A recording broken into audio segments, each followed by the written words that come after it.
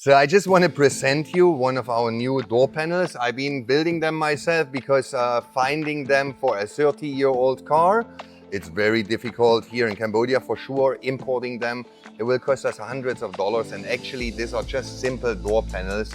We are building from, I believe it's like a 9mm cardboard, which I cut myself, drill out the holes. We are sending it to the polstering.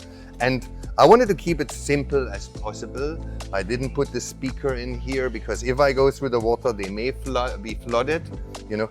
So we built that new cardboards or this new door panels, polstering new, everything.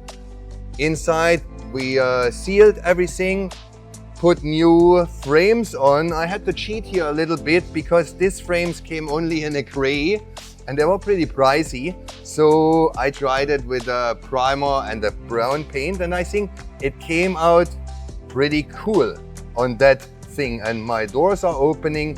So these are the door panels which we have new on the car here. So here we want to present you the new floor liner. You know, these cars, as I said, they are 30 years old and they have been in the water, they've been flooded. The liners are just faded, the colors away, they're dirty, and so on. We took that thing out, but we didn't want to put just like a carpet in, as many do, because that soaks and often they're glued on. So it's very difficult to clean.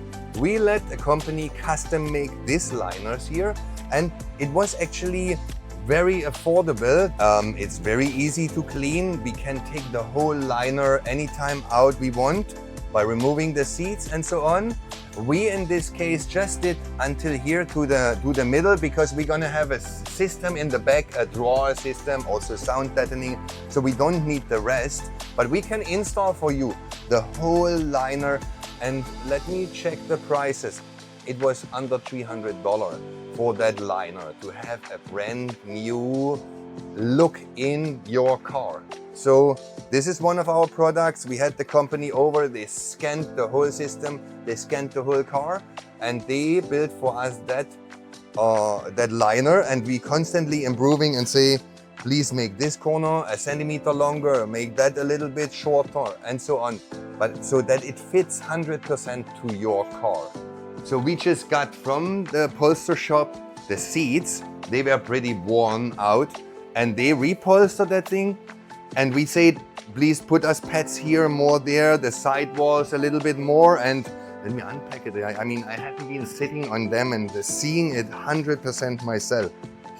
The funny thing is, this car, what I have, is, as I say, a barn door version, Untag. It came with the UN in the 90s in here, and it had this three-row seat in the front. We replaced them after our daughter was old enough to sit in the back alone.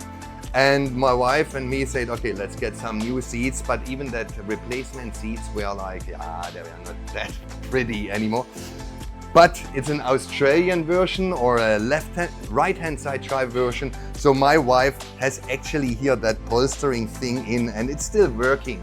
I have just a stock seat on the left side, but she has the fancy version where she can pump up that one.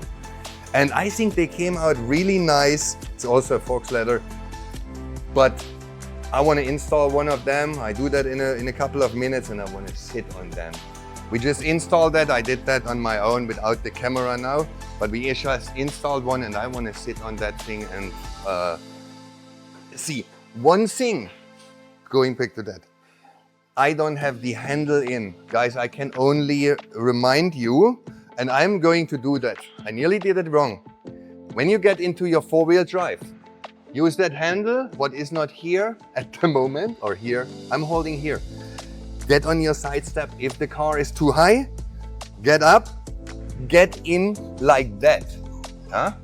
We have many Lexuses and 4Runner. They have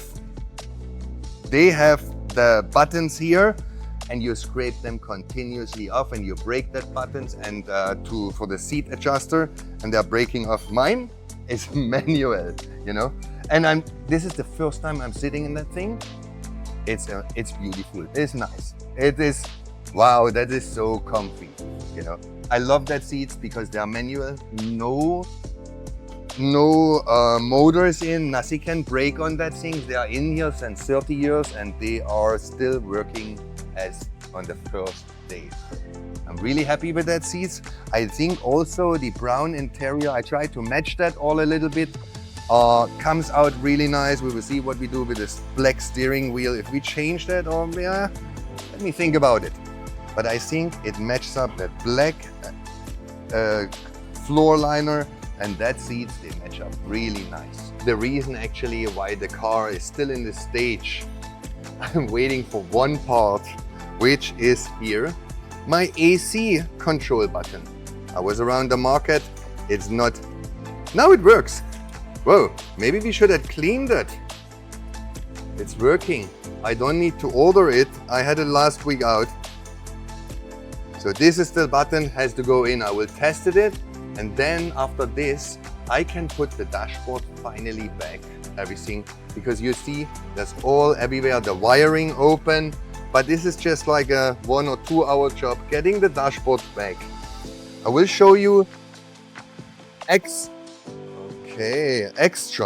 We have here installed LED headlight bar, fog lights that will be roof lights for camping and other relays. We will have here the switches for that. The fuses are on the other side in a separate fuse box. This is just a simple fuse box, but it is basically from my accessory battery for all the single things which are accessories.